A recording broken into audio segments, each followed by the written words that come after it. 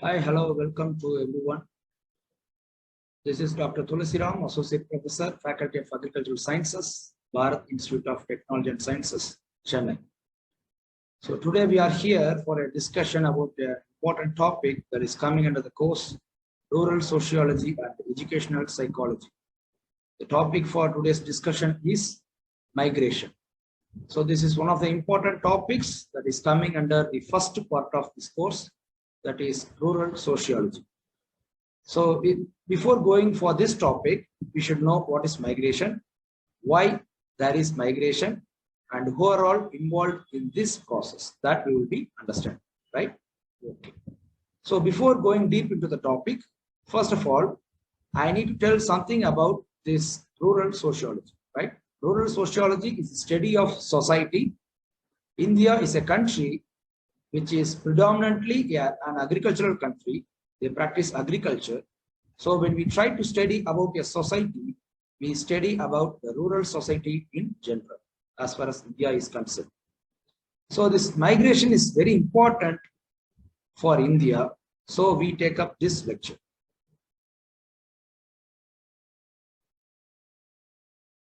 Let us move to the slides.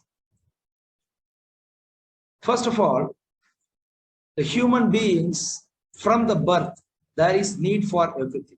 Okay, starting from the birth, we need something, and if we achieve something, and we again need some other thing. So there will be demand for something by human beings in general. So when there is a need, people have to get everything what they wish. If they don't get it, they will look for another region which is conducive for them to get food, shelter, clothes, etc. Because of this n number of needs for a human being, people migrates. Okay, let us see what is migration.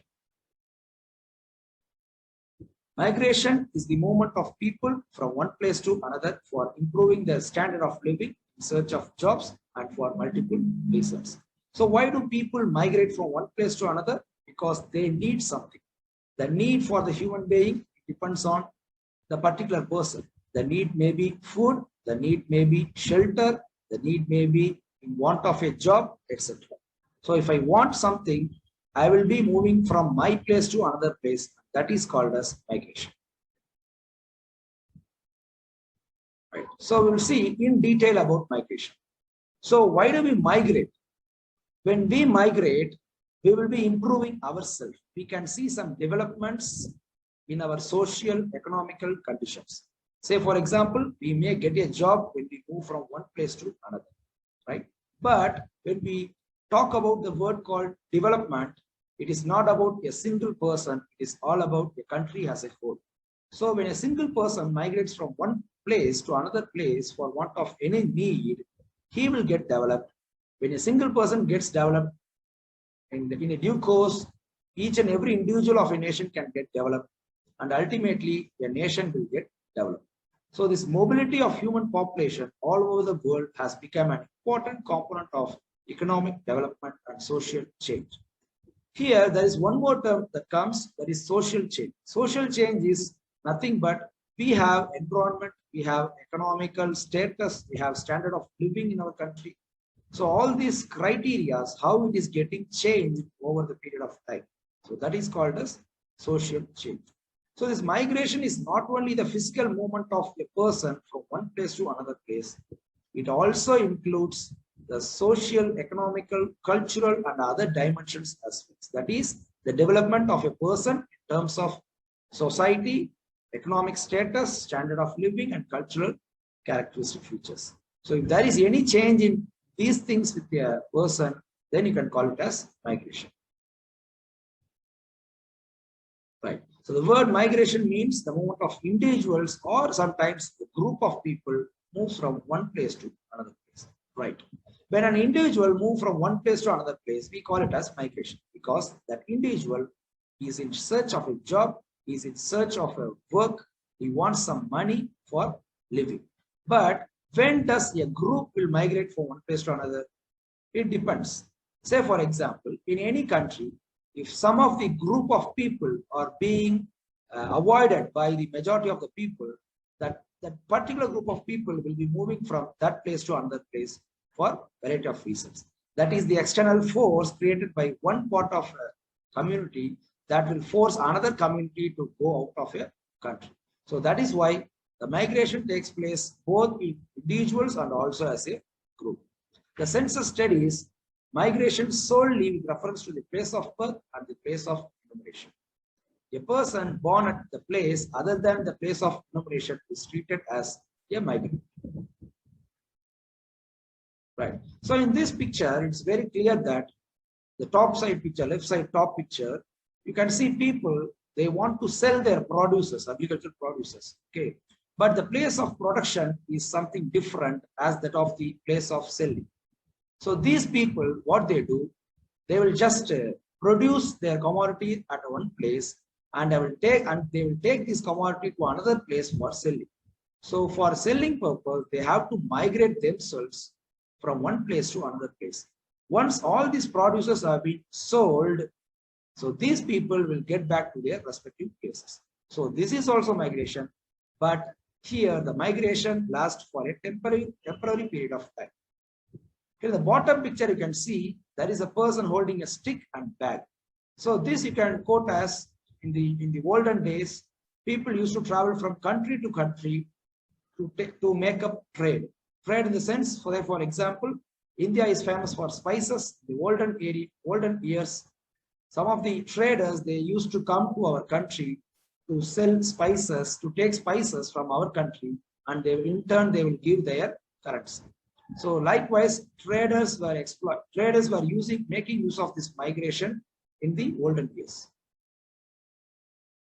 So this is just a statistical detail that explains the migration data. Okay, if you take the year 1950, you can clearly see that rural areas, people existence is 60% out of 100, only 40% is city. So now when you take the data of 2004, the people who is living in city is 60%, whereas people who lives in rural areas out of the total population of our country is only 40%. So this clearly tells that the migration rate is keep on increasing. So now what we need to do, we should think of 2021 now, because in 2004 itself, the people who lives in city is 60%. At the same time, when we compare this data with 2021, it may be around 70%. That is, only 30% of the Indian population is living in rural area. Right. So that's all about all the introductory parts of about migration. So from now on, we'll be dealing with different types of migration. The first type is in-migration, that is internal migration. And second type is out migration, that is international migration. So in-migration is nothing but when the migration takes place within a country, that is called as in-migration. That is otherwise called as internal migration. Out migration is otherwise called as international migration. That is migration takes place from one part of a country to another country. Right. Another type is called cross migration. That is the total number of in-migrants and out migrants. That is internal migrants. The next one is net internal migration. It is the difference between in-migration and out-migration. The third one is movers from abroad. That is people who are coming into the nation from another country or another part of the world. The fourth one is net migration. The difference between net internal migration and movers from abroad. The next type is internal migration. That is moving to a new home within a state or within a country or within a continent. That is the movement of people, it will be within a particular state. Then it is called as internal migration. Next one is external migration. That is moving to a new home in a different state or country or sometimes continent. That is external migration. That is people will be moving from one state to another state, or people will be sometimes moving from one particular country, say for example, India to another country called USA, just for example. The next type is e-migration. That is when a person leaves his own country to move to another. That is called as e-migration. That is leaving a particular country. Just leaving a particular country is called e-migration. The next one is, you can take some examples here. The pilgrims immigrated to America. Usually the pilgrims will be immigrated to America. Immigration here in the sense, when someone enters into a new country, that is called as immigration. That is, when an American started migrating from America, and when he enters into India, that is called as immigration. So in short, when an American leaves American country, it is called as immigration. And when the same fellow enters into a new country called India, it is called as immigration. Just a small difference. Next important type is called forced migration.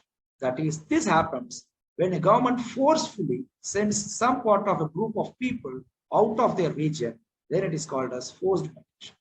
Okay. This happens because of various reasons. Mostly it will be based on the ethnicity or religion. That is, only some part of the people, that is, only some part of the religions are allowed to stay inside a country. Other religions will be sent back to their respective native countries. So this is called as forced migration.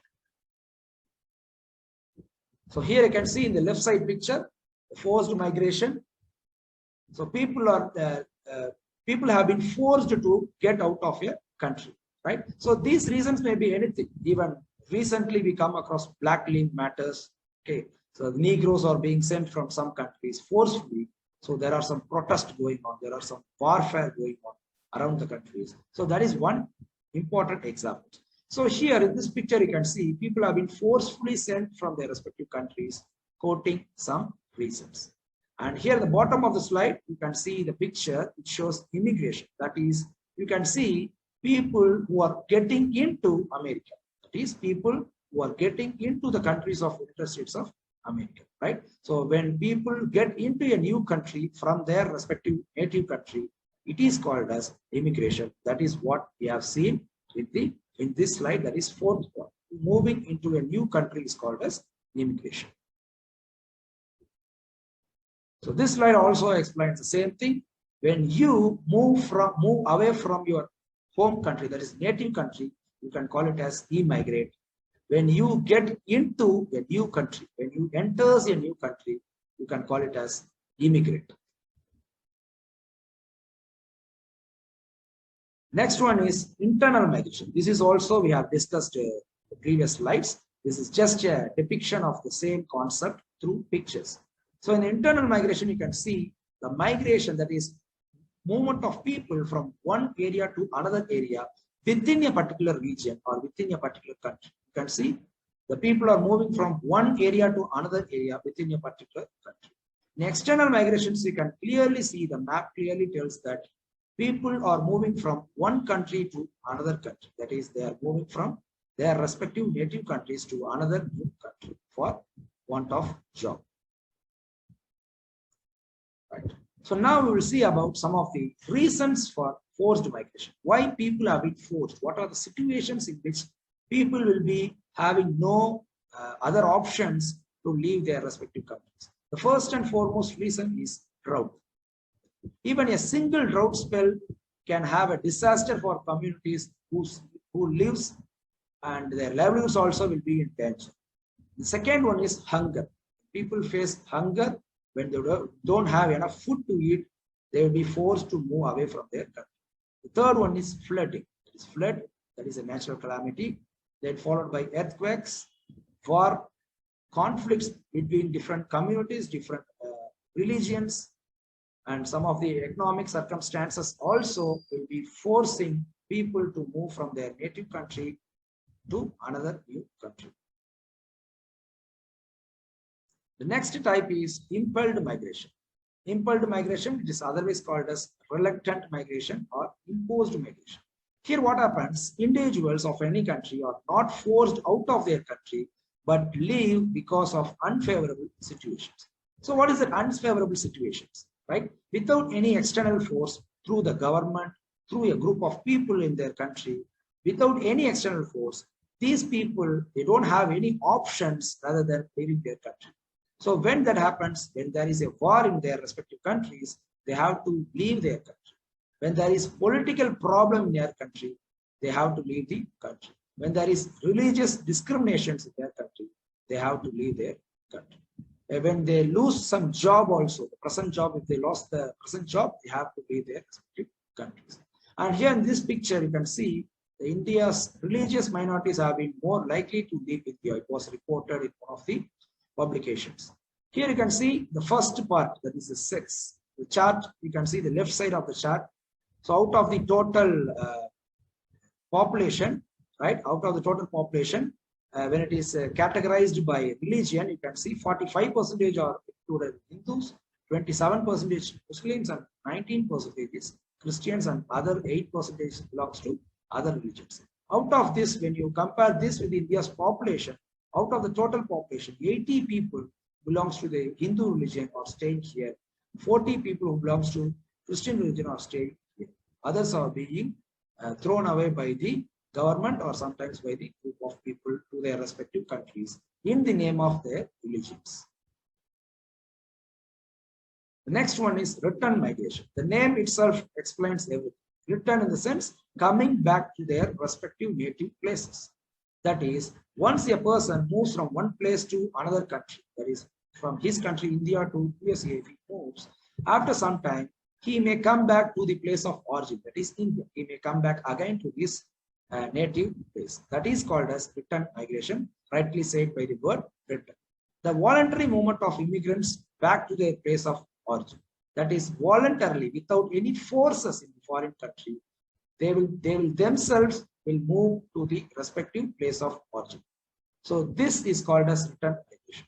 And this migration type is always called as circular migration. That is, they will leave their country at one point of time for a want of job or any other reasons, and again they will get back to their respective countries, that is place of origin, and again they may go to another country. That is, again they can be able to migrate. So this is called as return migration. That is otherwise called as circular migration.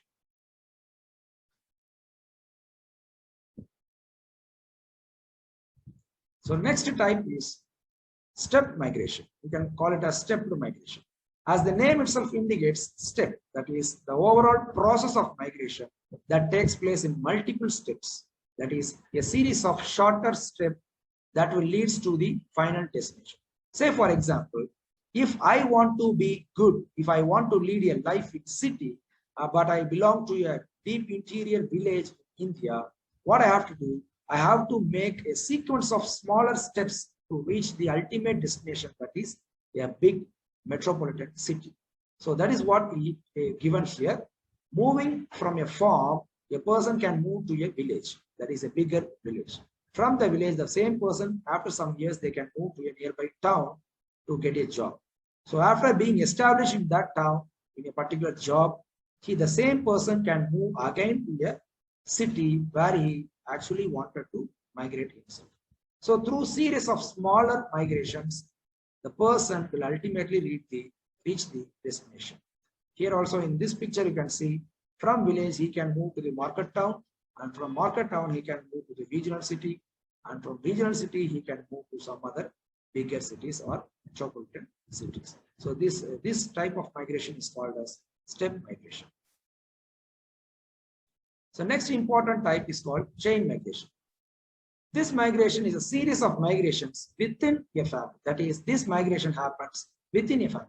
This is one of the important and interesting types of migration, because in this type of migration, what happens? Say for example, if a guy from India, when he migrates to United Kingdom, any countries in United Kingdom, say for example, any cities in United Kingdom, say for example, London, first he will go to London, he will migrate to London.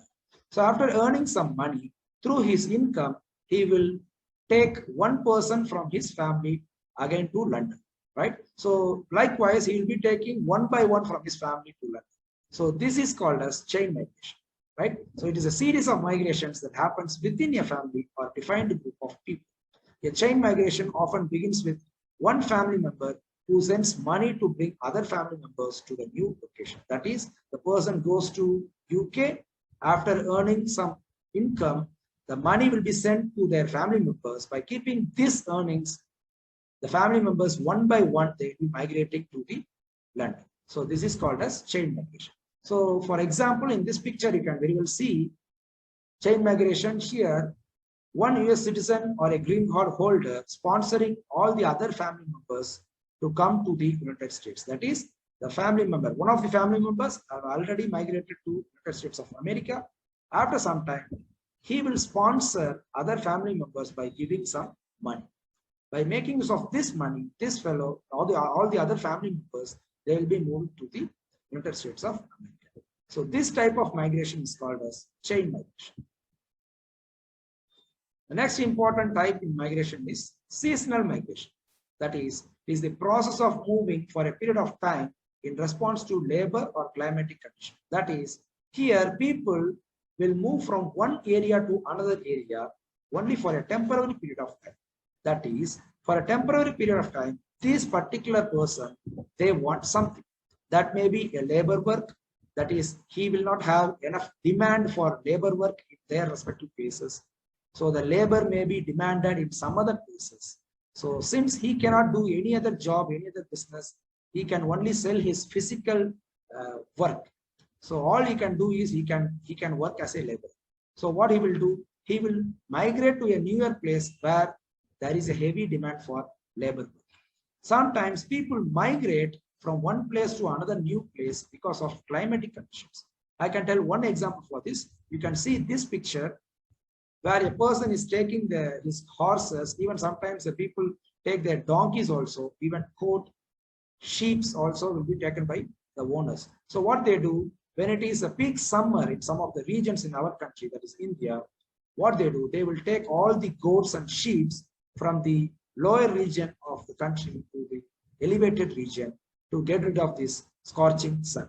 So during summer season, they will take these goats and sheep to an elevated position where they can enjoy a good, cool climate, which is conducive for their living.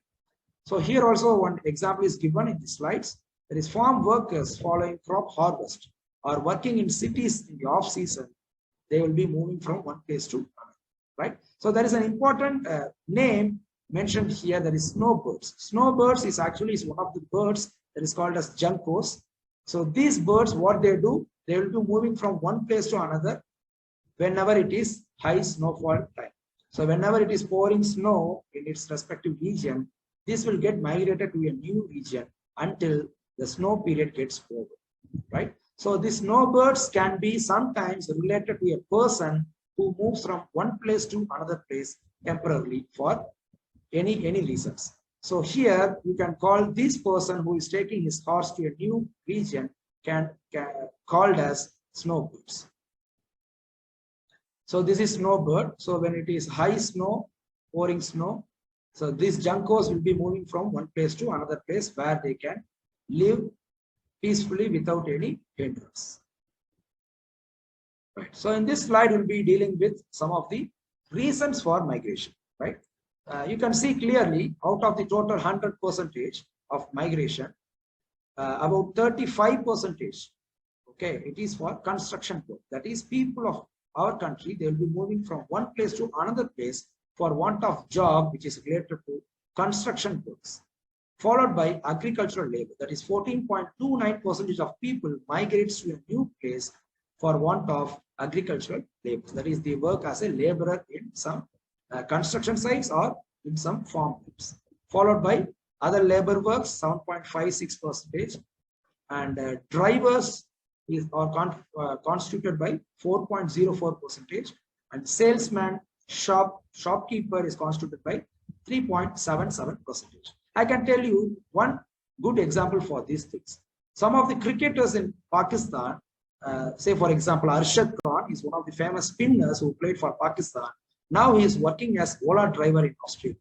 Not only Arshad Khan, many people who have played for some of the cricketing nations, especially Pakistan, they have been migrated to Australia as a cab driver, to work as a cab driver.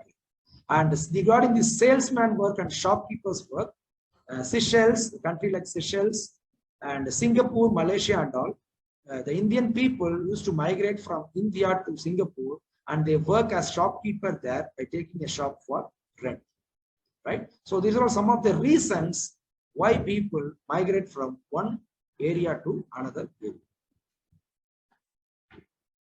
So in this slide, we'll be dealing with factors influencing migration. That is, what are the determinants, what are the forces that decides migration.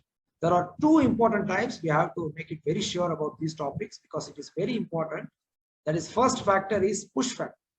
That is, the particular factor will force the individual to move voluntarily. And in many cases, they are forced because the individual risks something if they stay. That is, if they face a situation like, if I stay here, it will be a problem for me. I should not stay here. So that is external force. Okay. So external force in your respective country will make you to move away from your country. Right? It may include any conflict between communities, religions, etc. In case of drought in your area, in case of famine, extreme religious activities and other discriminations, during this time, you will be forced to move out of your country. That is, you have been pushed to move away from your country. The second factor is pull factor. That is, pull. Something is attracting you. You are getting attracted towards something. What is that thing? When you don't have a facility like job or income or whatever it is in your respective country, and you can get the same from another country, that income, new job in another country, that will attract you to a new region. That is, the facilities which is available in another country, that will attract you to move from your country to another country. That is pull factor. It pulls you from your area to a new area. So when this happens, when you don't have a job opportunity in your area, you will be attracted by another country which has job opportunities. Say, for example, the IT sector, even though there are some recession period in our country, still people will be working in foreign countries whenever they get a on-site projects. So whenever, when you get a better standard of living, better living from your native place, okay, when you compare your standard of living between your native place and the new place where you want to migrate, when it is a good standard of living, the new place where you want to migrate, without any doubt, you have to migrate yourself from your original position. So here it is not voluntarily, here it is not involuntarily, right? So you have been pulled by some external factors that attracts you to leave your country. Right, as I said, the push factor will push you out of the country, and the pull factor, like a magnet, it will attract you to their new country. That attraction, that may be because of any need that you want to get from another country. So in this slide, we'll be dealing with some of the other factors. Okay, some of the other factors other than push and pull factors or environmental factors. Like I said, when there is a poor climate prevails in your country, when there is natural disasters that hits our country, we have no other go. We need to move out of our country. When there are war, when there is a political conflicts in our country, when there is economic crisis in our country, when we don't get a job, we need to move to other countries. Even now, some of the rural society, you can see some of the family members, they continuously live in other country for the period of 10 years of time, getting separated from their respective family members. And some of the cultural reasons are also there: education, religious freedom. This also makes people to get migrated from their native country. So ultimately, if you can see, there are only two reasons for migration.